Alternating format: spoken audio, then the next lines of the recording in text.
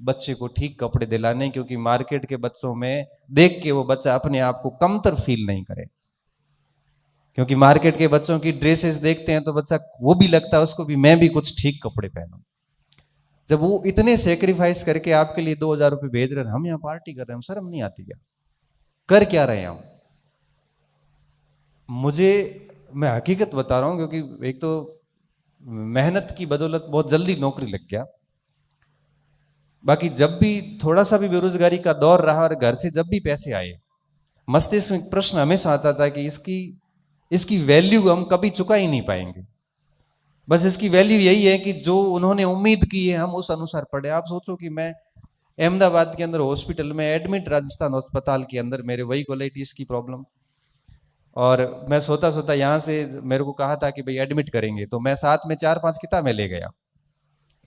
और वहां जाके जब अस्पताल में एडमिट किया तो एक हाथ में ये लगी हुई नली और मैं पढ़ा पढ़ा ही आराम से किताबें देख रहा हूँ। मैंने कहा क्यों? क्योंकि बीमारी तो जाएगी नहीं, ये तो बात है, इसको तो स्वीकार करना ही पड़ेगा। पढ़ाई छोड़ दी तो ये करियर भी खत्म, क्योंकि यही एक ऑप्शन है कि जिसकी बदौलत हम अपने आप को वापस स्थापित कर सकते हैं, बाकी कोई ऑप्शन ही नहीं है। तो परिस्थिति हम, क्योंकि देखो हम रोज ऐसे कई जगह देखो, छोटी सी समस्या आती है तो बच्चे मैसेज करते हैं मुझे, सर मेरे ये दिक्कत है। वो जीते जी तो आएगी, जाएंगे ना उसके बाद अग्नि का एहसास भी नहीं होता। अगर आप जिंदा हैं ना तो दिक्कतें आएगी, किसी के फैमिली इश्यूज होंगे, किसी के आर्थिक इश्यूज होंगे, किसी के शारीरिक होंगे, हर प्रकार के इश्यूज आते हैं। लेकिन मैं ये मानता हूं कि अंदर अंदर धुन होती है ना एक, अगर वो धुन है तो मुझे लगता है कि वो समस्या आपको बहुत अधिक रोक नहीं सकती। और वो जुनून, वो पागलपन चाहिए होता है पढ़ाई में। मुझे ठीक से याद है कि मैं आरबीआई छोड़ के और घर आया वापस, मुझे सेकंड ग्रेड की वैकेंसी आई, मेरा शरीर सपोर्ट नहीं कर रहा था, बिल्कुल भी नहीं कर रहा था। स्थिति ये थी कि मुझे 20-20 बार डेली दिन में टॉयलेट जाना होता था, कहीं बाहर नहीं जा सकता, सो नहीं सकता, ठीक से चल नहीं सकता। मैंने कहा इससे अच्छा है तो शिक्षक बन जाता हूँ, घर पे नौकरी कर लूंगा। तो ये इन स्थितियों से जब मैं घर आता हूँ वापस, तो मैं कुछ बड़ी महत्वपूर्ण बात कर रहा था, मैं शायद चूक गया वहां से, याद ही नहीं आ रही आपको देख के कोई अच्छी शिक्षा थी, लेकिन कोई नहीं, छोड़ो। तो कहने का मेरा सेंस ये था कि चीजें जो होती है वो बहुत आप कर सकते हैं, ऐसी कोई कठिनाई होती नहीं जो हमें लक्ष्य से दूर कर सके। पागलपन होना बहुत जरूरी है। तो मैं कह रहा था कि मैं जब वापस घर आया ना, तो मैं जैसे ही पढ़ने बैठता तो मेरी पढ़ाई किताबें, और मैं फोन को तो आज भी जब पढ़ता हूं तो ये ऐसे साइलेंट करके उल्टा रखता हूं, आज भी उल्टा रखता हूं। कई बार बच्चे कहते सर रेस्पॉन्स नहीं दिया, मैं देता ही नहीं हूं। क्यों? क्योंकि पढ़ाई के समय ये चीज होनी नहीं चाहिए। साइलेंट करके और मैं मेरे पढ़ने बैठ जाता। पढ़ते पढ़ते पढ़ते मुझे ये याद नहीं रहता कि पढ़ रहा था, मम्मी आती की चाय पी ले या नाश्ता कर ले, 10 बज गई है, चाय नाश्ता किया फिर पढ़ने बैठ गए। स्नान कब किया पता नहीं, 3 बजे 4 बजे, कुछ याद नहीं। ये सेविंग कब की है, कितने दिन से, वो पता नहीं। कई बार स्नान नहीं भी होता था। मतलब इसे पागलपन सा कहते हैं। और ये पागलपन किसी व्यक्ति में अगर 6 महीने 1 साल सवार हो जाए ना, तो बाकी सब बातें झूठ हो जाती है कि सीट कम है या फिर ये सब चीजें हैं, वो कुछ भी नहीं है। मैं ये कहता हूं कि आपके अंदर पढ़ाई का वो पागलपन होना बहुत जरूरी है। वो रोग कब आता है? जब आप शांति से पढ़ाई करते हैं, दिखावा नहीं करते। ये चीजें चलती है। एक बात मैं हमेशा नोटिस करता हूं कि हम पढ़ाई करते हैं, 2 दिन करते हैं, 4 दिन करते हैं, उसके बाद वापस पढ़ाई छोड़ देते हैं। नियमितता बिल्कुल नहीं रह पाती। और फिर कहते सर मेरा पढ़ाई में मन नहीं लग रहा है। अरे पढ़ाई में मन कैसे लगेगा जब आप एक टारगेट लेके कंटिन्यू कर ही नहीं रहे? एक दिन आप फर्स्ट ग्रेड की कर रहे हैं, एक दिन आप सेकंड ग्रेड पे लग रहे हैं। किसी ने कुछ कह दिया, लाइब्रेरी में गए थे और लाइब्रेरी में किसी ने कह दिया कि फर्स्ट ग्रेड की सीट ही नहीं है। अरे 4 बार कोर्स किया हुआ, कल एक मैसेज आता है सर 4 बार कोर्स किया हुआ है, अब सोच रहा हूँ कि L1 की कर लूँ। 4 बार किसका किया बेटा? मैंने तो क्या सर मैंने इतिहास 4 बार पढ़ लिए, टेस्ट सीरीज में नंबर भी अच्छे आ रहे हैं, तो अब सोच रहा हूँ L1 की कर लूँ क्योंकि उसमें पोस्ट नहीं आई। तो फिर सिलेक्शन किसका होता है आखिर? पोस्ट तो बढ़ भी जाएगी। ये चीजें क्यों होती है? ये चीजें सिर्फ इसलिए होती है कि हमारी नियमितता होती नहीं है। हम यहाँ पे लाइब्रेरी में गए, लाइब्रेरी में जाने के बाद किसी के पास में नई किताबें 4 देख ली, हमारा मूड खराब हो गया कि वो ये पढ़ रहा है, मेरे पास तो अलग किताबें हैं, उसके पास तो उसके नोट्स है, मेरे पास तो ये नोट्स है, मेरे नोट्स में तो वो शब्द लिखा हुआ ही नहीं है, इसके नोट्स में तो पड़ा है। इन चीजों में मत उलझिए। मैं कहता हूं कि सामग्री लिमिटेड रखिए पास में, और सामग्री सिलेक्शन के लिए इतना अधिक जिम्मेदार होती नहीं है। सिलेक्शन के लिए जिम्मेदार चीजें जो होती है उसे हम कहते हैं कि आप उस सामग्री को पढ़ते कैसे हैं। आप एक ही किताब आप मुझे दे दो और एक ही किताब आप ले लो, दोनों उन किताब को पढ़ते हैं, और उसके बाद आप देखना कि दोनों के जब मार्क्स आएंगे तो आपको क्या लगता है, दोनों के नंबर सेम आएंगे? नहीं आएंगे। क्यों? क्योंकि उसको पढ़ने का जो हमारा तरीका है वो दोनों का ही अलग अलग है। इसलिए कहते हैं कि ये लाइब्रेरी में वगैरह में जाओ तो अकेले तैयारी करो, ये फालतू डिस्कशन मत करो किसी से। ये सबसे बड़ी समस्या आजकल के स्टूडेंट में देखने को मिलती है। थोड़ा धैर्य रखिए, सब्र रखिए, तभी जाके चीजें होती है। आपको अचानक से चाहिए होता है, और आपको पता है प्रगति तो हमेशा धीरे धीरे होती है। जल्दी तो क्या होता है? पतन। जल्दी हमेशा पतन होता है, प्रगति हमेशा धीरे धीरे होती है। एक दो लाइन आती है कि कह रहा है सौर ए दरिया को समुद्र का सुकून, शब्द है कि कह रहा है शौर ए दरिया को समुद्र का सुकून, कि जिसमें जितना ज़र्फ है वो उतना ही खामोश है। कि जिसमें जितना ज़र्फ है वो उतना ही खामोश है। मतलब ये होता है, दरिया का मतलब नदी, और समंदर का मतलब आपको पता है ओशियन। दरिया हमेशा शोर करती है, नदियां आवाजें करती है, समुद्र में कोई आवाज नहीं आती। तो क्या कह रहा है कि सौर ए दरिया को पूछता है समुद्र का सुकून। समुद्र हमेशा कैसे रहता है? सुकून में। और गहरा कौन है? समुद्र। पानी किसके पास अधिक है? समुद्र के पास। लेकिन आवाजें कौन कर रहा है? दरिया। कि सौर ए दरिया को पूछता है समुद्र का सुकून, कि जिसमें जितना ज़र्फ है, जिसमें जितनी गहराई है, सहनशीलता है, वो उतना ही खामोश है। इसलिए कहता हूं कि ये आप खामोशी जो होती है ना, ये सबसे बेहतरीन इलाज होती है। पढ़ते जाइए, जितना ज्यादा पढ़ेंगे, जितना ज्यादा शांत रहेंगे, दुनिया से अलग रहेंगे, एक दिन अपने आप ही लाइमलाइट में आ जाओगे। एक दिन ऐसी पहचान स्थापित होगी कि कोई ज्यादा कुछ करना नहीं पड़ता। आपको लगता होगा जैसे आप मेरे को देख रहे हैं, या आपको लग रहा है कि ये व्यक्ति बना कैसे है। कुछ भी नहीं है। मैंने भी आपकी तरह 10वीं करी, मैंने भी आपकी तरह 12वीं करी, गवर्नमेंट स्कूल में करी, मैंने भी आपकी तरह बीए की, फिर मैंने भी बीएड की, मैं भी आपकी तरह तैयारी कर रहा था तो मैं भी मास्टर बन गया। फर्क इतना है कि मैंने बहुत चुनिंदा दोस्त रखे हैं, मेरे पास आज भी 4-5 दोस्त ही हैं, और जिनको दोस्त बना के रखा और आज भी बने हुए, और हर बात पे डिस्कस करते हैं, पढ़ाई करते हैं, किताबें पढ़ी, मेहनत करी, किसी भी निरर्थक फालतू फिजुल बहस में आज तक नहीं उलझे। जीवन बड़ा सरल रखा है, कोई नशा नहीं, कोई पता नहीं, साथ में रहने वालों ने नशे कर ली, लेकिन कभी मजाल है कि किसी ने कुछ भी नशा करना सिखाया हो। कोई टेंशन नहीं,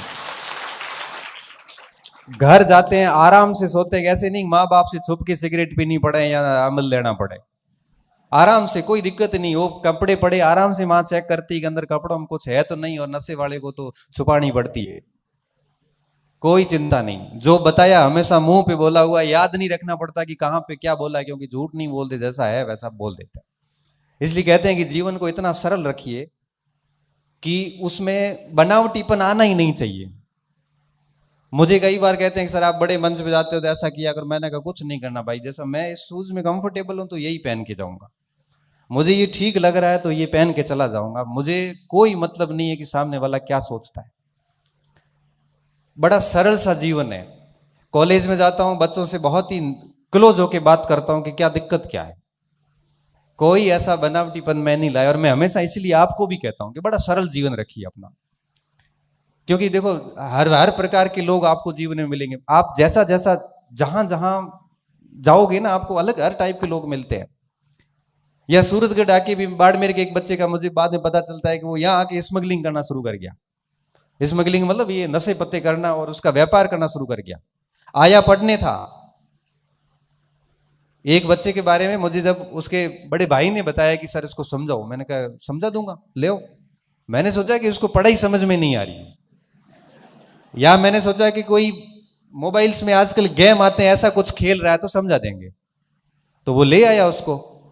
तो मेरे को, मैंने कहा संडे को आना, अपन फुर्सत में उस बच्चे को समझा देंगे तो पढ़ लेगा। मैंने सोचा कंफ्यूज है कि किसकी तैयारी करूं। तो आए वो 3-4-1 बजे शाम को आए, दोपहर में आए। मैंने कहा हाँ बता क्या हो। तो सर ये बेचता है वो पुड़िया उड़िया। मैंने हक करे क्या, कहाँ से? तो सूरतगढ़ गया था और उसके बाद ही रास्ता भटक गया है और बुरी तरह से बिछड़ा हुआ है। मुझे सच में पहली बार पता चला है कि यहां आने के बाद कुछ बच्चे ये भी करते हैं। इसलिए मुझे लगता है कि आप यहाँ सब घर बार छोड़ के यहाँ बैठे हैं तो मन में सोच क्या है कि 1 या 2 साल में कहानी खत्म करके घर जाएंगे। कहानी खत्म ढंग से करनी है। कहानी खत्म का मतलब ये नहीं है कि, कहानी खत्म का मतलब ये नहीं है कि बहुत दर्दनाक अंत हो उसका। कहानी ऐसी होनी चाहिए कि वापस जाने के बाद में साथी आपके कहें कि यार ये तो बहुत सामान्य व्यक्ति था और बहुत अच्छी जगह चला गया। और फिर रास्ते अपने आप। मैं आपको बताऊं, कोई भी व्यक्ति सोच के नहीं निकलता कि मैं आईएएस बनूंगा। मैंने मेरे जीवन में नहीं सोचा था कि मुझे इस प्रकार का मंच मिलेगा और मैं ऐसे मंच पे आके बोलूं। मैं बड़ा शर्मीले नेचर का व्यक्ति था। 12वीं तक तो ये हालात थे कि सर मुझे प्रार्थना के लिए भी आगे बुलाते थे, तब भी मेरा हाथ ऐसे करता था। मैंने कभी नहीं सोचा था कि ऐसा की चीजें होगी। मैंने इतना जरूर सोचा था कि सिविल सर्विसेज की प्रिपरेशन करूंगा या सेना में चला जाऊंगा, लेकिन वो दोनों चीजें स्वास्थ्य के साथ चली गई। मस्तिष्क में नहीं था कि इस हायर एजुकेशन में आएंगे और आप बच्चे मुझे सुनेंगे। सब डेस्टिनी ने तय कर रखा है आप कहां जाने वाले। बस बात यह है कि सब्र के साथ में तैयारी होते रहना बहुत जरूरी है। बस मेहनत करते जाओ। आप कहां पहुंचने वाले हो ये आपको नहीं पता। 4 पंक्तियां आती है, सुरेंद्र जी बोलते हैं तो मैं भी थोड़ी बोल लेता हूं कि ख्वाब जहां पलते हैं, ख्वाब तो आप समझते हो कि ख्वाब जहां पलते हैं मेरे, खबर वहां तक रखता हूं। ख्वाब जहां तक पलते हैं मेरे, खबर वहां तक रखता हूं। जमीन पर पांव है मेरे और नजर आसमान तक रखता हूं। जमीन पर पांव, क्योंकि डाउन टू अर्थ होना व्यक्ति को बहुत ज्यादा जरूरी है। और नजर आसमान पर रखता हूं और मंजिल से भी वादा कर रखा है मैंने मिलने का। मंजिल से भी वादा कर रखा है मैंने मिलने का। और अब देखना यह होगा कि सब्र कहां तक रखता हूं, कि सब्र कहां तक रखता हूं, क्योंकि ये बहुत जरूरी होता है। 2 महीने में कई बार आपको रिजल्ट चाहिए होता है। मैं कई बार, मेरे पास मैसेज आते सर आपका कोर्स लिया है और 6 महीने में हो जाएगा क्या? 6 महीने में बेटा वैलिडिटी पूरी होगी और तो कुछ नहीं होगा। 6 महीने में कोर्स नहीं होता। क्यों? क्योंकि आप किताब से पढ़ो, चाहे आप कोर्स से पढ़ो, चाहे आप गाइड से पढ़ो, एक विषय अपना समय लेता है। आपको उसको दिमाग में डालने, वापस 4 से 5 बार रिवीजन करने में वक्त लगेगा। अगर 1-1.5 साल के लिए सब्र रख सको तो तैयारी करो। और आपको लगता है कि नहीं हमें 5 और 6 महीने में ही नौकरी चाहिए, तो बेटा वो पॉसिबल नहीं है। क्योंकि कोई भी विषय हो, चाहे पॉलिटिकल साइंस हो, चाहे हिस्ट्री हो, चाहे हिंदी हो, चाहे इंग्लिश हो, विषय अपना प्रॉपर समय मांगता है। और जब मैं कहता हूं कि आप बाड़मेर छोड़ के या जालोर छोड़ के या जोधपुर छोड़ के या नागौर छोड़ के यहां सूरतगढ़ आते हैं, तो आपको तो वहां से केसरिया करके आना चाहिए। केसरिया समझते हो? केसरिया का मतलब क्या होता है कि अब आर या पार। फिर ये घंटे काउंट नहीं होते 14 हुए कि 15 हुए। मैं पूछते हो ना, मुझे बड़ा ऐसे दया सी आती है, क्रोध भी आता है। कहते सर कितने घंटे पढ़ूं? तो मैं कहूंगा कि 3 घंटे पढ़ना है तो 3 घंटे पढ़ेगा। घंटे काउंट क्यों करने पड़ रहे हैं? जब वहां से घर से निकल ही गए हो तो ठीक से निकलो ना भाई। अब पता है कि जैसे खानवा के युद्ध में महाराणा सांगा निकले हैं और हसन खान मेवाती अगर निकला है तो ये सोच के निकला है कि हम जिंदा वापस आके भोजन करेंगे घर आके। वो ये सोच के निकले हैं कि यहां तो बाबर रहेगा या हम रहेंगे, बात खत्म। और फिर युद्ध भी उस स्तर का होता है, और युद्ध उस स्तर का होता है, फिर परिणाम भी उस स्तर के आते हैं। और 400-500 साल बाद में भी हम याद करते हैं। इसलिए कहते हैं कि जब घर से निकल ही गए हैं तो मुझे लगता है कि ना घंटे काउंट करने चाहिए, न पोस्ट काउंट करनी चाहिए, न कंपटीशन कितना मार्केट का ये देखना चाहिए। हमें सिर्फ ये देखना है कि आप कितने रेडी है। मैं आपको 5 प्रश्न पूछ लूं और क्या आप मुझे उत्तर देने में सक्षम है? कई बार मैं बच्चों से बात करता हूं, तैयारी है पूरी? हाँ तैयारी पूरी है। प्रश्न पूछूं तो प्रश्न नहीं पूछना, क्यों? तो तैयारी कैसी पूरी है? कॉन्फिडेंस तो ये होना चाहिए ना कि तैयारी पूरी है, पूछ सकते हो, आप कहीं से भी पूछ सकते हो। मैं इंटरव्यू देने गया कॉलेज लेक्चर है प्रोफेसर का, तो उन्होंने जाते ही पूछा कि कौन सा भाग तैयार करके आए हो। यद्यपि मैंने राजस्थान इतिहास और विश्व इतिहास नहीं पढ़ा था क्योंकि इतना टाइम मिला नहीं, इंडियन हिस्ट्री पढ़ के गया था। मैं सर सारा ही तैयार है। कॉन्फिडेंस तो रखो, सारा ही तैयार है। नहीं आएगा तो मना कर देंगे, अपराध थोड़ी है, तैयार तो है, तो परीक्षा पास हुई है। कहाँ से पूछे? मैं जैसा भी आपको ठीक लगे। तो आधुनिक सी पूछ लें, हाँ सर वही पढ़ा हुआ था, मन में सोचा वही पढ़ा हुआ है। शुरू कर दिया, चलता रहा, चीजें चलती रही, बड़े आराम से चलती रही। तो ये कॉन्फिडेंस का बाधा जब आपने सच में पढ़ाई की है। कोई कहता है सर रात को पढ़ूं कि सुबह पढ़ूं उठ के? वही पढ़ाई करनी, कभी भी करना।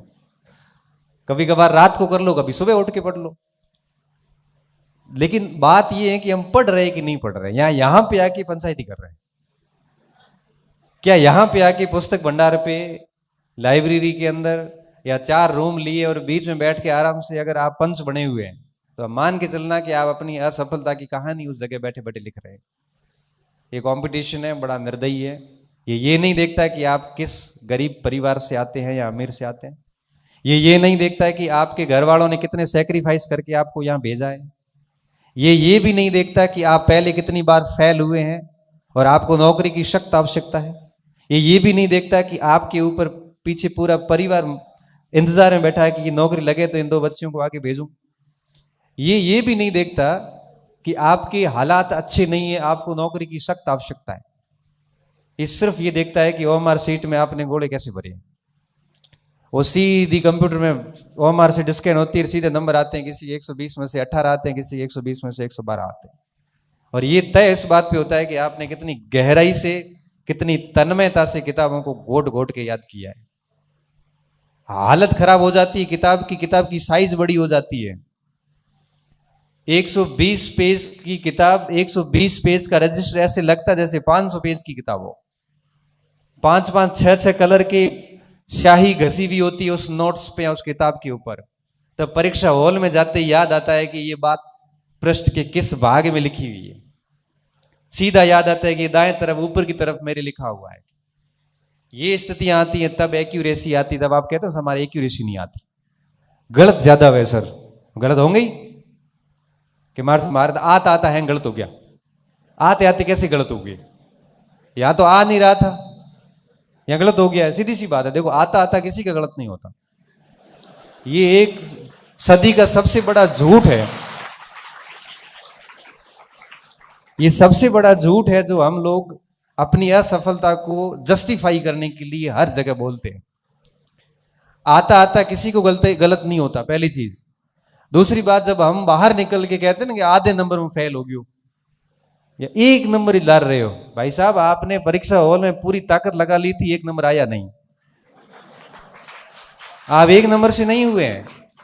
आप ये एक्सेप्ट कीजिए कि परीक्षा हॉल में आपने सारे हार्मोन एक्टिव कर लिए थे, आपने पूरी ताकत लगा ली थी, पूरी चेष्टा की थी। अगर किसी प्रश्न की अगर छोटी अंगुली भी पकड़ में आई थी तब भी उसको आपने गिराने की कोशिश की थी, लेकिन उत्तर निकला नहीं निकला, 1 नंबर आया नहीं। आपने पूरी मेहनत कर ली उसके बावजूद भी। और मैं ये कहता हूं कि जब आप घंटों घंटों पढ़ के, घंटों घंटों मेहनत करने के बाद में जब आप सिलेक्शन लेते हैं ना, तब वो 1 नंबर ही हासिल करते हैं। वो 1 नंबर के लिए बहुत मेहनत करनी पड़ती है, तब जाके वो 1 नंबर आता है। और हम हंसते हंसते गलत करके आ जाते हैं। इसलिए कहते हैं कि जब जितना आप ढंग से मेहनत करेंगे, जितनी आप बार बार रिवीजन करेंगे, एक भाग के लिए भाई 1 ही किताब रखो ना, ये 20 किताबें रखने की क्या जरूरत है। 1 किताब तो कम से कम ठीक से याद करो। अपने घर पे लाइब्रेरी बना देते हैं और उस लाइब्रेरी में फिर कंफ्यूज होते हैं कि अब पढ़े क्या और छोड़े क्या इसमें। इसलिए इस बात का व्यक्तिगत रूप से मैं आपको कह रहा हूं, आप सब आए हैं तो कह रहा हूं कि हमेशा इस चीज का ध्यान रखें कि जब भी किसी परीक्षा की तैयारी करें तो बड़ी शांति से करें। किसी को मत कहो कि मैं किसकी तैयारी कर रहा हूं, सिर्फ 2-4 लोगों को पता होना चाहिए। रिजल्ट आएगा तब दुनिया अपने आप देख लेगी। दूसरी बात, हर भाग के लिए एक एक मैटर रखे, चाहे नोट्स रखो, चाहे किताब रखो, जो भी रखो आप। किसी को पूछो मत मुझे क्या पढ़ना है, क्योंकि हर व्यक्ति अलग अलग राय देगा, और उस राय में आप कंफ्यूज ऐसे होंगे कि आप लास्ट में डिसीजन नहीं ले पाएंगे कि मुझे किस किस मटेरियल को देखना है। हर भाग की एक ही किताब लेके और फिर गायब हो जाओ, फिर मत देखो कि क्या चीजें हो रही है दुनिया में। फिर आप इतना काम करिए कि अपने उस सिलेबस को बार बार पढ़िए, उसको जितना आप रिवीजन कर सकते हो करिए, इस फोन को जितना साइलेंट करके रख सकते हो रखिए, आप जितनी ज्यादा मेहनत कर सकते हो करिए। इससे पता दो फायदे हैं, एक तो रिजल्ट मिलेगा, दूसरा व्यक्ति अच्छे हो जाएंगे। व्यक्ति अच्छा होने का क्या मतलब है, जब आप अपने आप को इतना पढ़ाई में डाल देंगे ना, तो ना तो आपको गलत आदत